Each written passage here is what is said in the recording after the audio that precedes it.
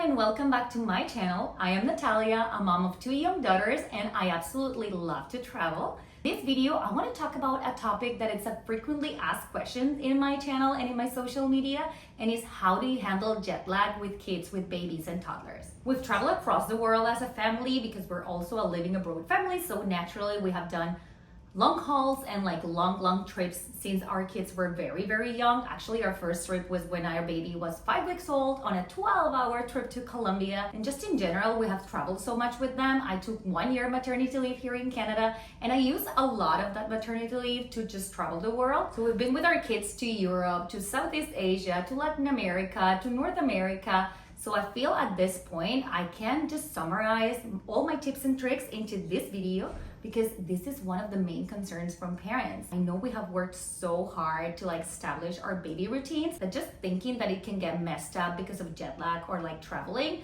we want to protect that at all costs, and I totally get you. But after all of the trips that we've done with our baby and our toddler, I think that you should not let that fear stop you from traveling.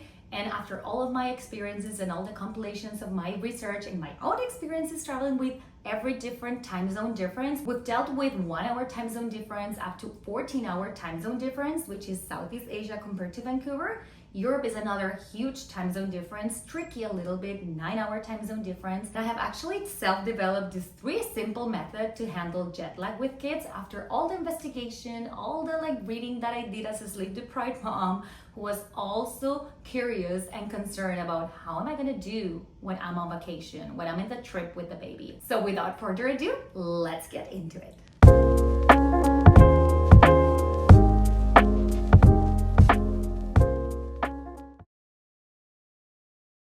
Let them nap whenever and wherever, but never let them nap more than 2 hours. So when I just delivered my baby, I remember researching and looking up as to how can I make her sleep during the night and wake up during the day, because we all know that when babies are out of the womb, they're kind of confused about when is day, when is night.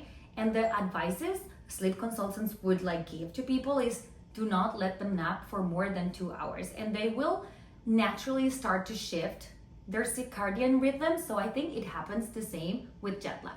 We all get kind of confused once we get off the plane and we get sleepy at weird times and we are awake at weird times. So are babies and toddlers. I just personally let my kids sleep whenever they want to, but I start a timer. I'm so strict with that because my intention is that they get over jet lag the fastest I can. We can all be in the same time zone, right? Start a timer since the moment I noticed that she fell asleep and wake her up no more than 2 hours later. And if she wants to take another nap, let's say an hour after she just woke up, I'm totally fine with that as long as one specific nap is not for more than 2 hours. This is why for me personally, the carrier and the stroller are so important when I'm traveling with my kids. Even if I have a 3.5-year-old, I'm I want her to have a space where she can nap and rest because we all get tired. With the baby, it's very simple. I just put her in the carrier and also start to set a timer at 2 hours. One thing that has been so useful, and I wish I had discovered this product when I was a first-time mom and I started traveling, is the Cozy-Go Safe Sleep and Sun Cover, which is actually sponsoring my video. And I recommend it to everyone. I started using it when I had my second baby, and it was game changer. I've used it in the flight, during stroller naps over Europe. We've used it basically anywhere we can, especially because it is so small. I'm just gonna put some of the clips where I have used them. I cannot see myself traveling without the Cozy-Go any longer. Cozy-Go is a pop-up sleep and sun cover that fits over most strollers and airplane bassinets, and it seriously creates the perfect dark little cocoon, even in bright airports or busy streets. We've used it on flights and during stroller naps all over Europe, and I always recommend it to parents traveling with babies and toddlers. I'll leave a link in the description if you want to check it out, and there's a special discount code for you down there too. I recommend the Cozy-Go to everyone. Truly, I cannot see myself traveling without it anymore, especially because of its size. You can fit anywhere, and it can make such a difference in your baby's sleep habits. I used it last year when we went to Greece, France, and Italy. I was honestly afraid of the heat and the sun because we traveled in the middle of July, so the middle of summer in Europe with a 3-month-old baby. But the Cozy-Go just saved me. It had the blackout shade and it was very breathable, and honestly my baby was just so happy napping with it. I truly wish I knew about this product as a first-time mom because as a first time mom, I was like, how is baby going to nap? How is Zigo answers a lot of the sleep questions because it's the perfect product for nap on the go. The second step is to go outside as much as possible. I know when you land, you're just kind of tired, especially after traveling like a long haul flight with kids, but I just try to go outside. What I usually do is that as soon as we land, we go to the hotel, check in, leave our stuff, take a shower, and then immediately leave and start sightseeing the most we can. Actually, this is a really fun thing to do with kids because it is one of the few times that you're gonna actually be able to stay up late without interfering in their sleep. So I recommend you to take advantage of it. In one of these first days handling jet lag one time, we visited the Colosseum at night and it was magical to be able to do this because otherwise I would have been in bed already.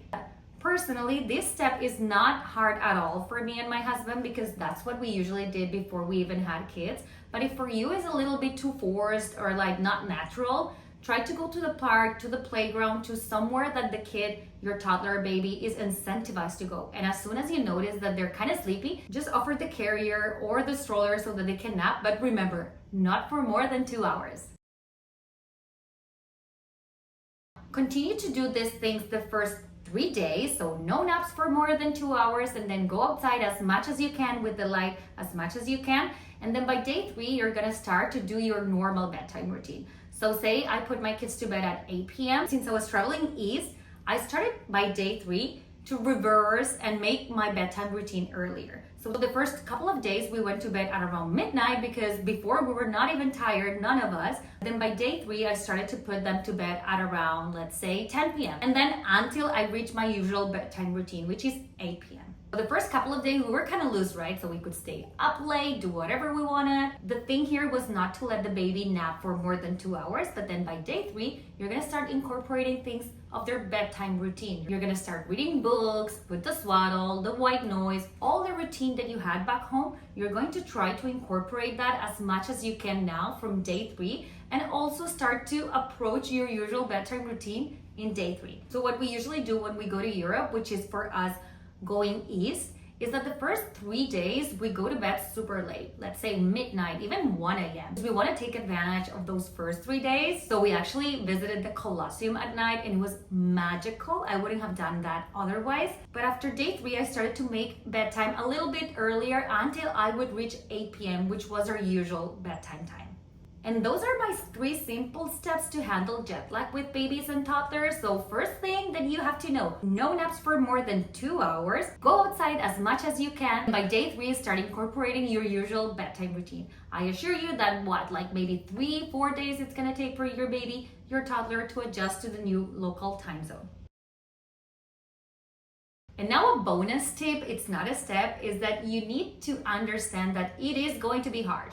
It is going to be hard. It cannot be like all roses and flowers because jet lag is also hard for adults. The thing is that we know how to handle and like not have meltdowns. But for us, it's also difficult. So be understanding of your kid and just try to follow the steps as much as you can because the faster you make it, the easier it's going to get. I know it is really tempting to let them nap for more than 2 hours the first few days because we're all tired, but that will just make it harder to recover and to adjust to local time zone. A few tips to make it easier for you is divide and conquer with your husband. So when we went to Singapore, like to Asia, we had a 14-hour time zone difference and we had just come from like an 18-hour flight. We took a direct flight from San Francisco to Singapore. It was actually like 17 and a half hours. So we were absolutely tired, but our baby was very, very lost in time as much as we were. So what we did with my husband is that we took turns.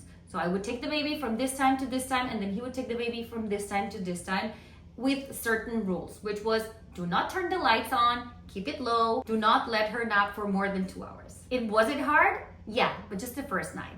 Then it all just like started rolling and she started to adjust to a new local time zone just as we did. So I hope you apply all of these tips and I truly hope that jet lag doesn't make you so afraid to traveling with your kids, with your baby and toddler, because those are gonna be one of the best memories. And I assure you that when you come back from that trip, you're not gonna remember jet lag, you're gonna remember the actual moment from the trip. That's what you're going to remember forever. Jet lag is actually something temporary that it wouldn't even have like space in all your like souvenirs from the trip. And please let me know in the comments some other tips and tricks that you have, because you know every family works different, and this 3-step method for handling jet lag with kids is what works for my family, but I'm so curious to know what works for you. So make sure you leave in the comments. Bye you guys!